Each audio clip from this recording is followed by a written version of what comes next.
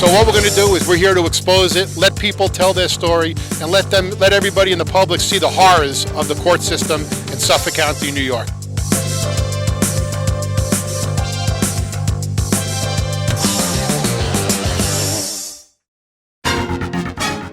Long Island Backstory.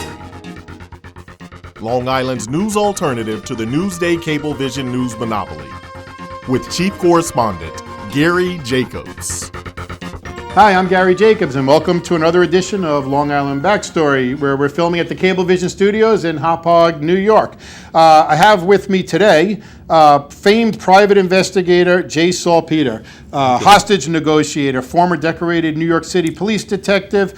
Mr. Salpeter has appeared in New York Magazine's Best of issues as one of the best private investigators. He's appeared on Oprah Winfrey, Geraldo, AllBusiness.com, Dateline, 48 Hours, Dr. Phil, Court TV, Vanity Fair, and now you. Long Island Backstory. This is it. Now I'm really here. Okay, so now you've really made it, Mr. Salpeter. Yes.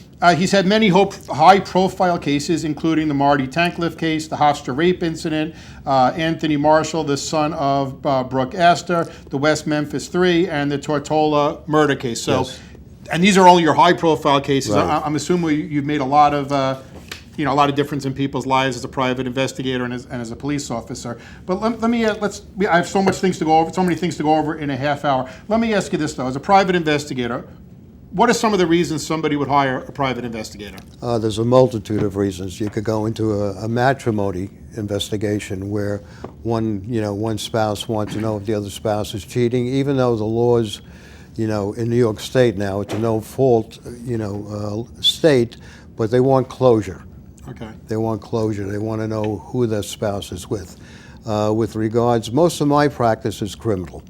I mean, I do a lot of defense work. It's not only these high-profile cases for false conviction cases. I do a lot of basically rape cases, burglary cases, whatever an attorney gets. The attorneys that I work for, they hire me. So now you're investigating these cases. Are you doing what the police should be doing? Why, like if somebody hires you, they're looking for you. Why do they need to hire you? Why don't the police investigate this case? Well, a lot of times the cases that I investigate, there has been a police investigation and there has been an arrest and a conviction, but unfortunately it's the wrong conviction. So the family or some of the people that have been convicted unlawfully in prison, they hire me, and if you read that New York Magazine case, the name of the article was The Reinvestigator. Right. And I start from scratch as if I was a squad detective, and I start from the beginning. And I hopefully will be able to resolve the issue by solving the case. And then the hardest thing, of course, is giving it to the attorneys for the exoneration and the conviction to be overturned. Now, is it harder for you to investigate a case? Are those materials made available to you that the police have, or do you have to just do everything outside the realm, or do they work with you and you say, let me see what evidence you have, let me send it to my own labs, or are you totally on your own, independent? I'm on my own. And is that on purpose, or is that because they don't give you that information? Well, they don't give the information, and many police departments, and there's nothing wrong with it. I could understand it. They don't want you around, especially if there has been a conviction. The case is over with regards to their investigation, and with the district attorney's office, they have a conviction. So I don't have the same powers I used to have when I had a shield in my pocket. Right. Now I have an ID in my pocket that says private investigator.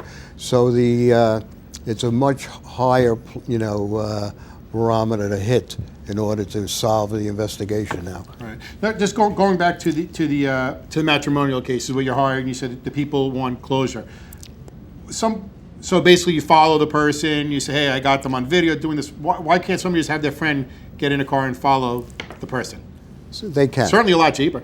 Oh, probably for free if it's a friend. I mean, is it legal? It's totally legal. But the idea is that if in fact it even goes to court, we're licensed.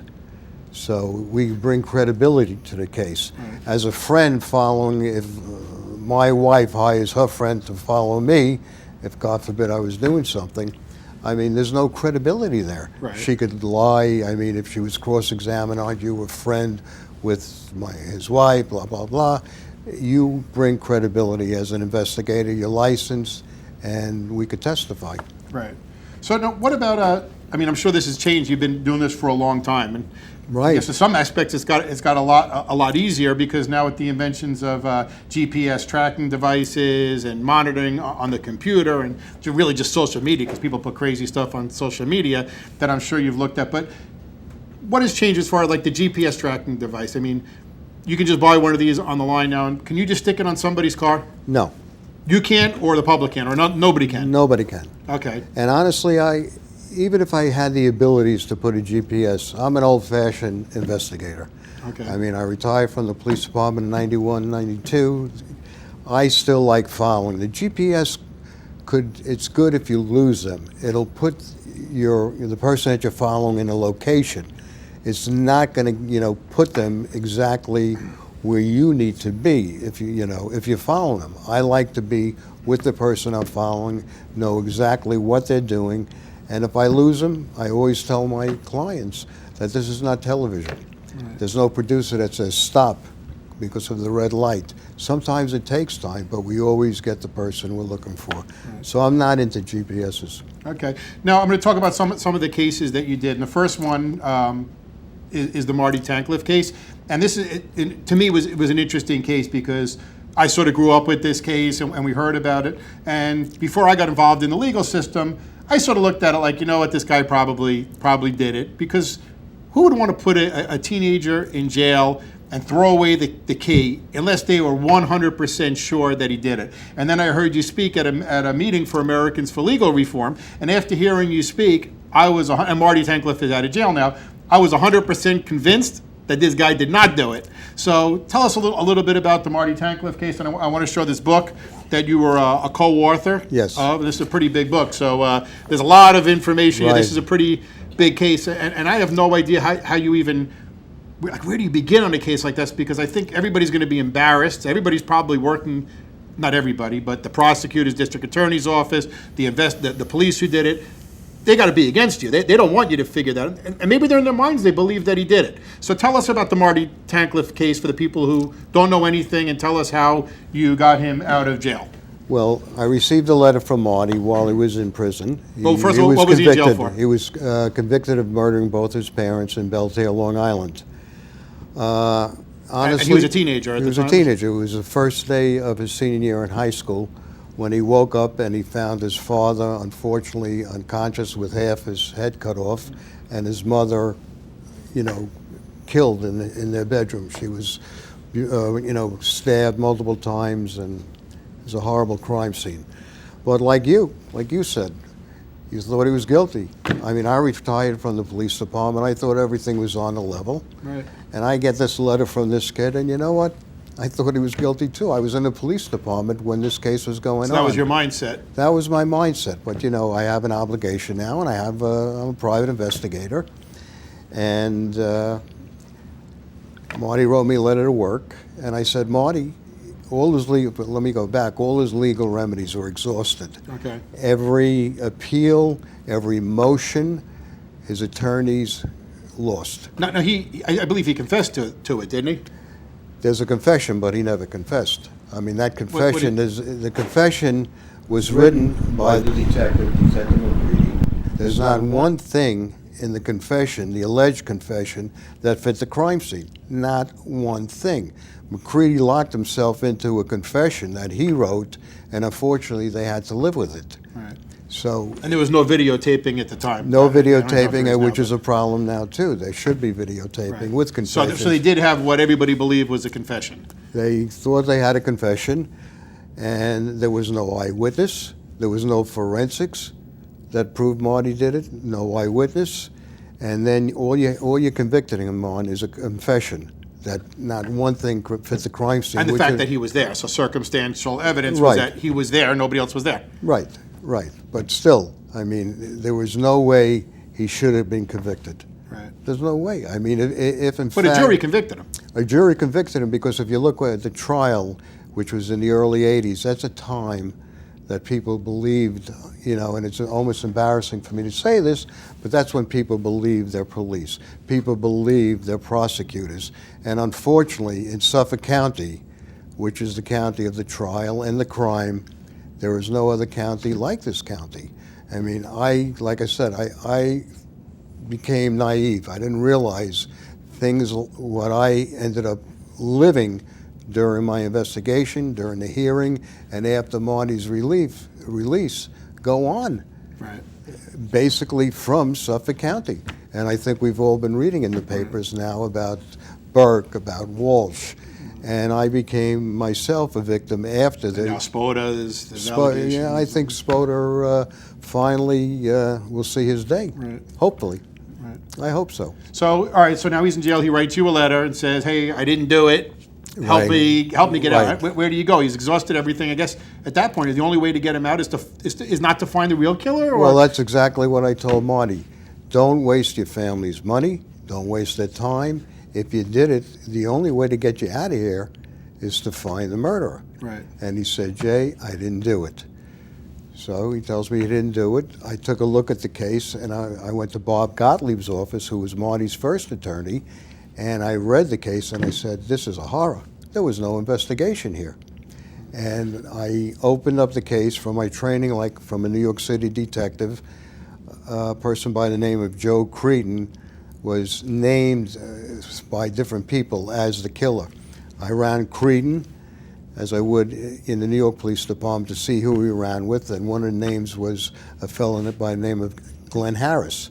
And subsequently, Glenn was the driver of a car. He was arrested, and I became a pen pal with him while he was in prison.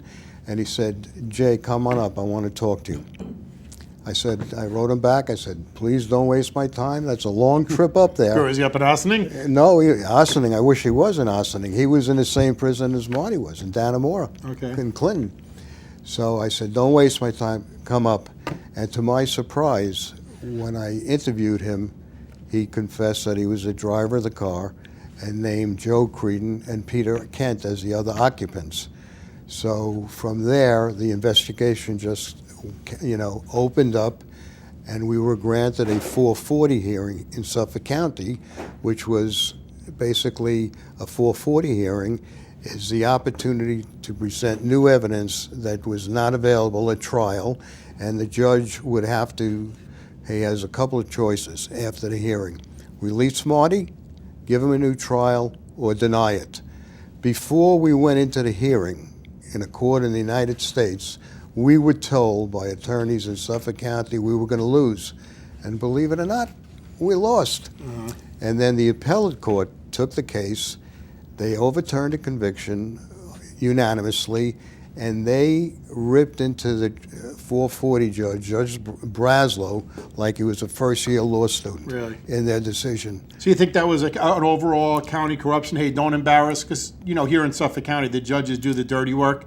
Well, I'll say it. I don't know if you'll say it. I'll say a lot more than you'll say, believe me. So the judges do the dirty work of the prosecutors and who they're friends with. Well, they're all in bed together. The political system So it doesn't surprise me at all. But you know what? It's not only out there here, but it is a horror out here. Some of the interviews I did during the case, I said that Selma, Alabama has come into the 2000s, or the 1990s at that time. It's still here in Suffolk County. It is. And I'm hoping now there's a change. We stood no chance. Tom Spoda brought in Lenny Lato to do the hearing, the 440 hearing, and he said he would not touch this case. Doesn't want to know about this case. There's a green wall. That's what he said, a green wall. Maybe this could be it here. So, but it was amazing. During the hearing, the 440 hearing, which was supposed to go for 2 weeks, lasted 6 months, you would see him in the chambers behind, watching the hearing going on. And it was just a horror. But what really troubles me is you would think that just as a human being, they would say, you know what, let's hear it, because God forbid this guy who we put in as a teenager and he's rotting in jail. First of all, that's horrific. Now you say, wow, this guy lost his parents, were murdered. And he went to jail. He would have died in jail. And don't we want to just give him the benefit of the doubt that, you know what, but the system is just so screwed up out here that I believe it was more important to keep this conviction than it was to get the truth. They don't want the truth. Many times prosecutors do. They would rather see an innocent man or a woman stay in jail than to admit a mistake. And sometimes mistakes happen. And you know what? But correct them. Correct them. Sometimes there's mistakes of the heart, as in anything else in an investigation. Maybe a mishit on an ID. But other times, it's definitely, there's a conspiracy. Right. The Tankleff case was a conspiracy. If you look at the district attorney's office, many of the people there, Tom Spoder, Braslow, the judge, many of these people were with the DA's office at that time. Mm-hmm. And the main thing in the Tankleff case is the owner of the bagel store, Jerry Stewman, they were selling drugs out of the bagel store, the back of the bagel store. And believe it or not, Joe Creedon, who we named as the killer, and my evidence was much stronger than Suffolk County's BS confession, that he was a collector for them. And many of the people involved, believe it or not, in the crime were doing drugs, including some of the prosecutors at that time, who are now major people in the DA's office. And this whole thing is tied in. Joe Creedon could take down this county himself. So, Joe, why aren't they going after the murder? Did they ever go after him after that? The real murder? No. After we got denied the 440, they kept Marty in. The appellate court overturned it. The attorney general then investigated the case. My job was to get Marty out. Marty's out. He's free. He went to law school. Why this case, my case with my 17 witnesses, which, as I said... You built the case for him. I built a case for them. How in the world do they not take that to a Suffolk County grand jury with the people of Suffolk County sitting in that grand jury and let them vote? Right. They just threw out the case. Spoda got on. It's too old. People won't remember. A murderer. So we let a murderer walk free. You got the murderer there, Joe Creedon, and I have no problem. Let him come after me. Let him sue me. Let Tom Spoda sue me. Listen, you're saying it on TV, so It's you got fine. evidence, so you wouldn't do it because you'd be sued. I don't care. Right. I would welcome hope. I welcome it because I'd love to have them deposed. Right. So we had it right. I had it right. This case should have went to a grand jury, and you know what? If they voted, no bill, fine. I walk away. I did my job. Right. Marty's home. And they did their job. Right, and they did their job. But if it went to the grand jury, I have no doubt that 3 people would have been indicted for the murder. That's crazy. And just as a sidebar here, and since it's my show, I could do it. We talk about why they didn't want the right thing and fixing their mistakes. And we have a case that I personally have experience with, where the Chief Judge Hinrichs knew about a corrupt judge, Marion McNulty, in Supreme Court that was biased against men and against, I believe, homosexuals, and had some Hispanic issues. But anyway, she wasn't a fair judge like she was supposed to be. And when all the evidence came out, what do? Rather than fire her, Judge Hinrichs asks her to step down. Instead of fixing your mistake and saying, you know what, this woman ruined so many people's lives, let's open up all these cases and fix our mistake, they covered it up and just, rather than do the right thing, they move forward. They don't but that's do a it. sidebar. But I have to tell you, out here in Suffolk County... And this is Suffolk County we're right, talking of course. about. In Suffolk County, they do things in the open. They've been doing things in the open for Oh, yeah, this my judge is whole not afraid era. of it. Right. He's not afraid. They don't And I say it on care. TV. I say, you know Right. what, sue me, Judge Hinrichs. Right. You're watching it. If I'm lying, go Right. after me. Judge McNulty, go after me. No one's going to go after you. I'd like them to. I'd love to depose them, like you said. Right. But they don't. No, but finally, Well, there's some light at the end, maybe. there now. could be the light at the end of the tunnel with, you just saw Walsh go, Burke go, and I'm hoping Tom is next or on their way up. And I guarantee you, when cops go to prison and are convicted, they talk. And I'm sure Burke, for his light sentence, there's a lot more to come. And the feds are even saying that. I mean, listen, this is who's got to protect us, is the police and the judicial. When that falls apart, the society falls apart. Without a doubt. We're talking about it here sort of casually, but that's it. That's what holds our society together, is the rules of law. And when you can't even count on the police to do the right thing, and the courts to do the right thing, and the district attorneys, the whole society falls apart. People, your audience is probably listening to me, listening to you, and saying, these guys are crazy. Right. But you know what? Unless you live it, Absolutely. and unless you're part of it, Right.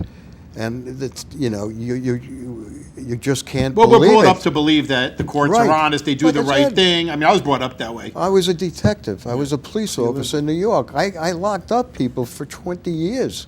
I had no problem, but I know I could sleep at night. Right. And if I made a mistake, then okay, I apologize. But I mean, I was never so naive until I came out to this county, and they, for 7 years, working that case and still working it on the civil end, and being attacked by them after the case and attacked by them during the case, it's a horror. Let's go on to the Hofstra Rape case. Tell us about that case. Well, that case was when a young woman was raped, and they arrested the wrong person for the rape. On there, I did defense work on the opposite side, and I proved that this young man was innocent, and all the charges were dropped. Right. But is that something that the police could have found out, that they didn't need a private investigator? You know what? Sometimes I can't, you know, I'm still a former detective, and I'm still a former police officer. Sometimes, if you do the job right, you have reasonable grounds, and they felt they had the right guy. Okay, you know, I can't fault them. On certain cases, yes, but that's why. So this is just a case of mistaken identity? Yes, but that happens, and sometimes it's not only the police fault; it's the witness who lies. Sometimes people lie. A kid is out all night and doesn't want to get in trouble, so she'll go home and make out a report. Joey wouldn't let me leave, and he raped me all night. I mean, these things happen. Okay, so it's not always the police. And yes, you know, I now do defense work. I mean, everyone arrested, of course, is allowed to have a defense. So many former prosecutors become defense attorneys. Right. So many former police officers, detectives, become private investigators. And you use your talent, hopefully for good, and to help if there's something wrong with the case. You try to, you know, make it right. So if somebody's watching this show and they're accused of rape, for example, and they're saying, hey, I didn't do it, should they proactively hire a private investigator to prove it, or let the police go through first and do their investigation and hope that they find the same thing? Or well, you're asking a couple of questions in one question. Number one, if they're arrested, of course, they're going to take an attorney, okay? And then it'll be up to the attorney, and I'm sure in a case like that, if he's innocent, he'll want to hire a private investigator. If he's a target of an investigation, the police is still investigating. So he should, of course, make no statements and hire an attorney to defend him until he gets a phone call to surrender. Okay. What about the Brooke Astor case? Tell us about that and give us a little history on that case for the people. Well, that's Brooke Astor, and Anthony Marshall was her son, and he was arrested for dipping into, you know, her assets, you know, prior to her death, and stealing funds from her. And he, of course, eventually he was convicted. He was a very elderly man. He served his country in World War II, worked for the Intelligence Division, and his sons gave him up. This is a case where clearly, unfortunately, it's a paper case. They had him, okay? But in a case like this, and a job of investigators is also to look at the witnesses and help the attorneys in cross-examination. Now, some of the witnesses in this case with the Astors, I mean, are big-name people. So it was quite an interesting case. And where were you? What side were you on? Are you trying to prove that he stole the money or that he didn't steal the money? No, I'm a private investigator Whatever now. comes out, comes out. I don't have a shield anymore. I'm not the So who hired detective like you? them. Anthony Marshall, Brooke Astor's son. Okay. I worked for him. I worked for his defense team. And unfortunately, he was convicted. But sometimes you could cut the exposure on a case. You know, there are other reasons, or some of the witnesses have motives, and you help them with the cross-examination. But he was convicted, and he just passed away last year. But you know, he was quite an interesting. There's a lot man. of money there. I mean, this is big. A lot of money. This is the money that was on the Titanic. Yeah. I mean, the This is Astors. insane, yeah. This is the Astor family. Right. So it was quite an interesting case, and I got to meet quite an interesting group. What about the West Memphis 3 case? The West Memphis 3 case, that's a I got hired from that case, from Marty's case. Okay. I got flown out to Well, tell us about the case, because not everybody's Well, the familiar with West it. Memphis 3 case is almost similar to Marty's case. But here, 3 young boys, all right, under the age of 10, were found, they went missing. They were found the next day in West Memphis. West Memphis is in Arkansas. Okay. They were found in a pond. And more or less how they were found, their bodies were totally, penises were cut off, eyes were out overnight. Basically, this is what happened. Damian Eccles, who was arrested, one of the West Memphis 3, was a cult guy. And here we go again with another false confession. They got a false confession from his friend, a guy named Jesse Miskelly, who had an IQ lower than this floor. Mm-hmm. The police just destroyed him. And this was also another false confession case. And Good for the people watching, you know what? False confessions happen. false confessions all happen the time. many times. They really do. I mean, 30% of Barry Scheck's exonerees through DNA confessed. So that shows you what goes on with confessions. But in this case, which was interesting, Johnny Depp was involved in this case, the Dixie Chicks, but they charged these guys with mutilating these boys. Now, when I got into the case, one was on death row, the other 2 were in life, and the defense was looking at DNA, and also they hired like 6 medical examiners. The penis was cut off, or the eyes, they found to be animal gestation. I came into the case, and once again, I investigated the case from scratch. I brought the case exactly to who did it, okay? One of the neighbors, where the boys went into the house. The father, this guy named Hobbs, was an abuser of his son. The 3 boys came into the house. What I believe happened is that he beat up his son so bad, he killed him, and he had to kill the other 2. Because they saw it. They saw it. And we were going to a hearing now, and I have to give Arkansas credit for this. This is what Suffolk County should learn from. I have a guy on death row. I have 2 guys in jail for the rest of their life. We were going to go to a hearing at the end of the month of December, about 4 years ago, and instead of the hearing, they knew what we were coming in with good witnesses now. They let the boys have an Alfred plea. An Alfred plea is that you plead guilty, okay? The charges are dropped, and you go home. But 2 seconds later, you could come back and say, I didn't do it. That basically protects them for lawsuits. But how many times have you ever seen a man on death row freed? Right. No, listen, like you said, I give them credit for that. You got the wrong guy. Arkansas, You got to give them credit. You got to give do the right thing, as hard as that had to be for people. Right, but they did it. They knew what we were coming in with. Right, right. Well, we have a lot of other stories that we didn't get to, and people can read about you. You're all over the internet. If somebody needs to hire a private investigator, where do they reach you? At 516-222-1210. And your website? My website is jsalpeter.com, and my office is right in Nassau County by Roosevelt Field. They could shop at the same time. I'm at 666 Old Country Road. I'm Gary Jacobs, and thank you for joining us at Long Island Backstory. Please be sure to like us on Facebook.